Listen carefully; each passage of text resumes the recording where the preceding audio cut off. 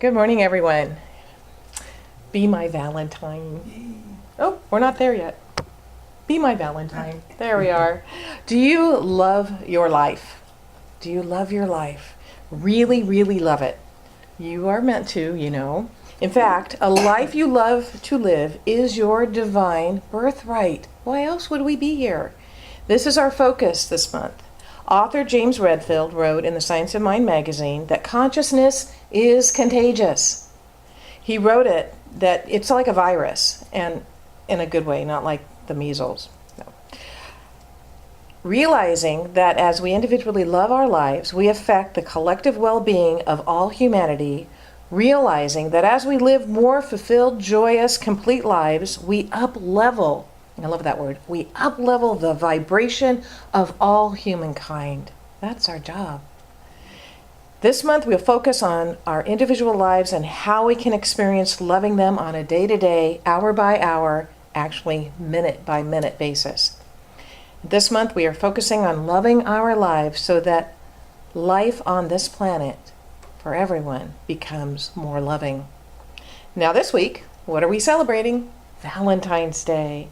And this is a day that's set aside for romantic love.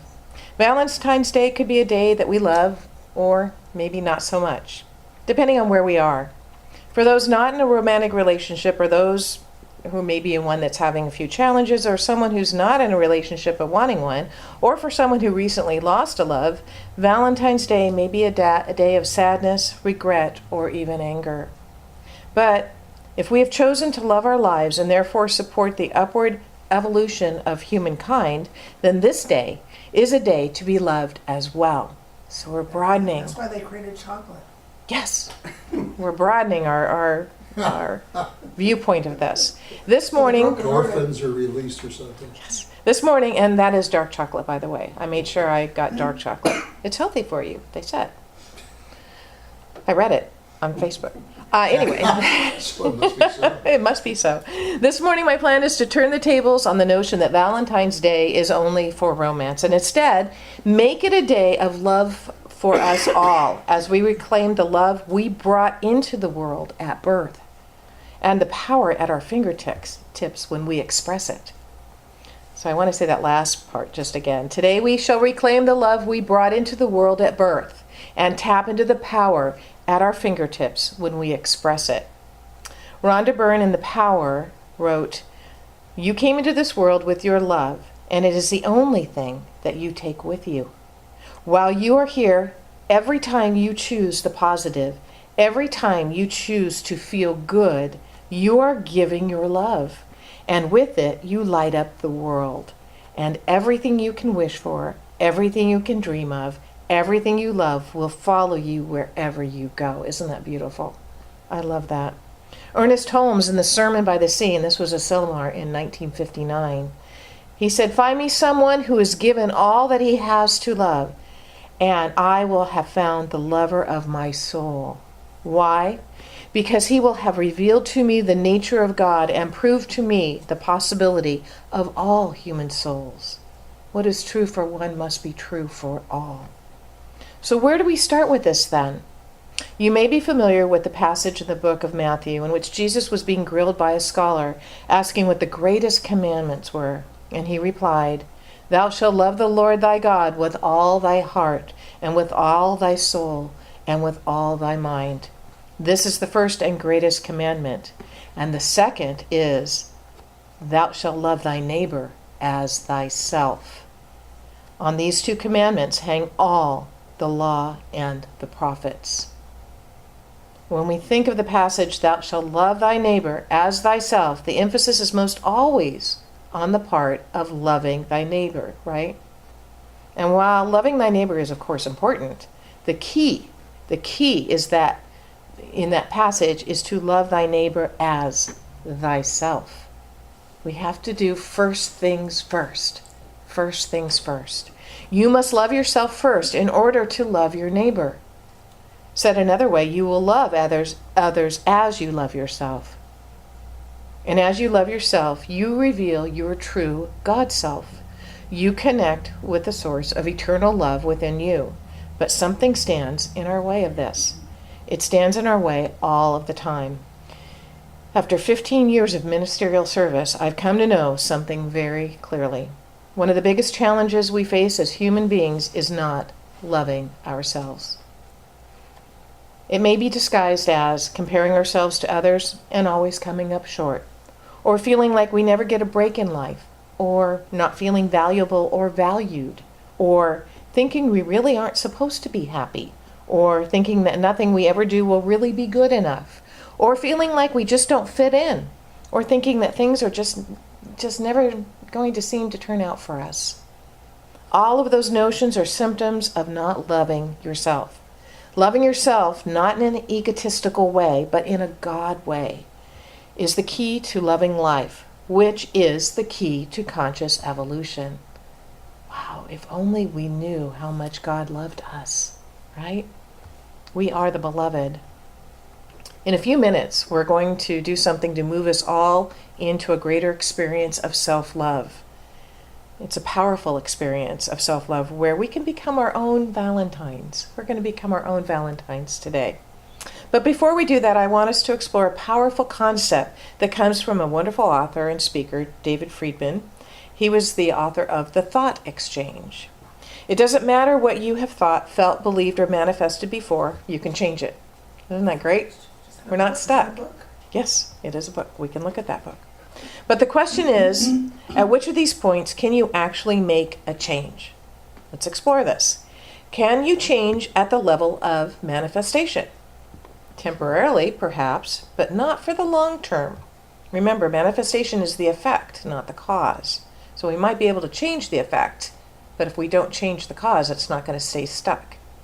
Just look at the vast majority of lottery winners who within a year of winning the lottery are worse off financially than they were before they won. It's all consciousness. Can you change at the level of belief? If you felt you simply were not worth being loved, and I said to you, just believe that you are lovable, could you do that? If I said that to you, could you do that? I don't think so. Me telling you to do that? I don't think so. Or at the level of feeling. Again, if you felt very depressed because you believed that you were unlovable, and I said to you, come on, you have a choice, just change that feeling. Don't be depressed. So now all of a sudden you're no longer depressed just because I said that, right? No, of course not. Now you're probably depressed and probably angry at me too. But if you felt depressed because you believed that you were unlovable, and I asked you to change a thought about that, you could do that, couldn't you?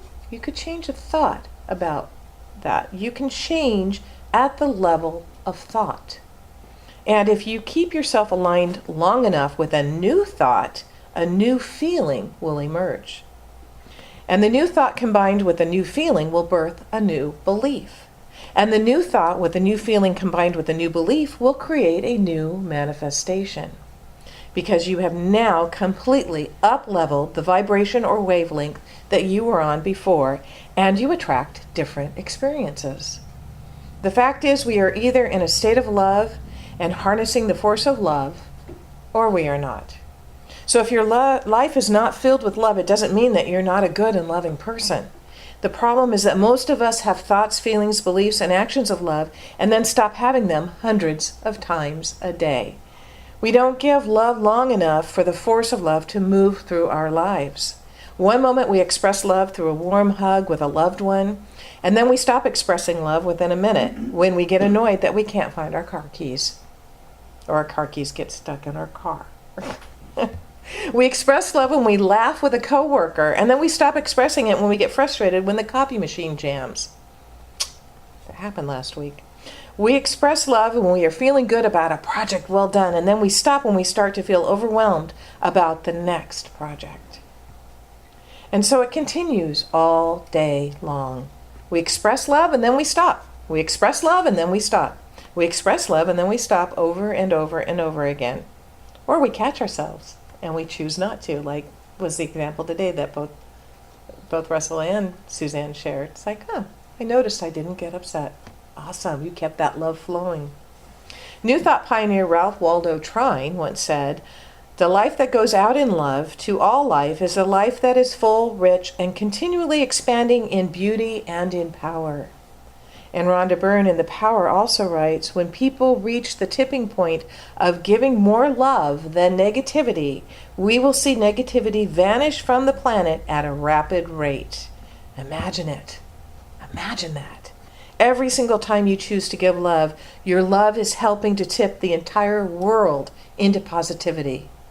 Some people believe that we are very close to the tipping point now. Whether they are right or not, more than ever, now is the time to give love and positivity. Do it for you, do it for your country, and do it for the world. When all is said and done, all that matters is love, right? All that matters is love. So let's start that process here this morning. Make a commitment to love. Be your own Valentine this morning by bringing a greater love to yourself. So this morning, we're going to do an activity to support each of us feeling okay, better than okay, with ourselves. So close your eyes and just take a deep breath and go to a place that you love. An open field, a mountaintop, a sacred room, some place that feels safe and nurturing. We're going to create a circle of love. So first, place yourself in what would be the center of the circle. You, just as you are, right now. Then bring into the space 4 aspects of yourself that you have a hard time loving, or maybe negative thoughts that you have about yourself. A couple of suggestions. I'm not smart enough. I'm not worthy. I don't have enough education. I can't do something well enough. I'm too fat. I'm too thin. I will never become anything. I'm lazy. I'm a procrastinator. I'm just throwing these out as suggestions. I'm impatient. I'm judgmental. I don't fit in. So think about that for a moment. Do you have your 4? Does everyone have 4 yet? Raise your hand if you have your 4. Okay. All right. See these aspects as you, perhaps dressed differently, looking different than you look today, and place them around you. So you're in the center of the circle, and they form the outer circle around and facing you. Now I want you to bring in 4 people who represent love to you. Who represents love to you? It can be Jesus, Buddha, Mother Teresa. It could be the Pope, your grandmother, your beloved, whoever. Think of 4 people who represent love to you. Do you have your 4? Just raise your hand up if you have your 4. Okay. Place them in the circle, alternating with the aspects of you that you don't love. Now you have 8 people surrounding you in the circle. 1 person of love next to 1 aspect of yourself you don't love. They are all facing inward, facing you. I want you in the middle of the circle to walk up to the first person of love in your circle, whether it's the Jesus or Buddha, Mother Teresa, beloved. And I want you to simply look him or her in the eyes. See the love that person has for you. See it in their eyes. Feel it in your heart. Drink it in. Really, really drink it in. Breathe it in. Then when you are filled with their love, walk to the person that is to their right, which is you, an aspect of you that you have had a hard time loving. And now look in your eyes and take all of that love that you just received from your person of love and pour it out to that aspect of you. Watch how the love pouring forth from you transforms, transmutes that aspect of you that you have come not to like. And stay with it. Breathe through it. Now, refill your bucket by going to the second person of love. Look into his eyes or her eyes and get filled up with their love. Once filled, go to the next aspect of yourself you don't love and pour love out to yourself. Breathe through that. Once again, now refill your bucket by going to the third person of love. Look into her or his eyes and get filled up with their love. For me, I see, we watched Mr. Rogers last night, the documentary, and I could just see him looking at me and filling me with love. Now go to the next aspect of yourself that you don't love and pour that love out to yourself.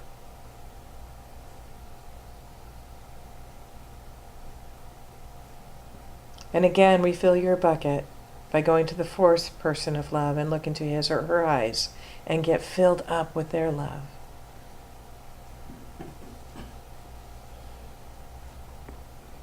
Go forth to the fourth and last aspect of yourself that you don't love and pour that love out to yourself.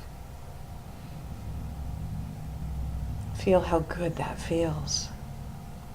Now that you have completed connecting with everyone in your outer circle, I want you to breathe in, and as you do, each the love representatives merge with you. You breathe them in, and they become one with you. You now look out for the last time at the four aspects of yourself that you haven't loved.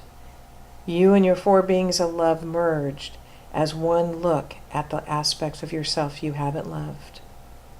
So it all comes together. Do you feel any different? Do they look any different? What do you want to do with them? Do they simply dissolve? Do they dissipate into the light? Do they transmute into love and merge into you as well? What happens to them? Just let it happen, and once it has, gently turn your attention back to this room and back to this service. Remember, the force of love is with you. The force of love is always with you. The love of God is your love. It does not need to be searched for, worked at, won, or held to. It is in you and around you. It is you. You are the love of God in expression. Remember, it simply is, and that today and from this day forward, you are your very own Valentine. And so it is.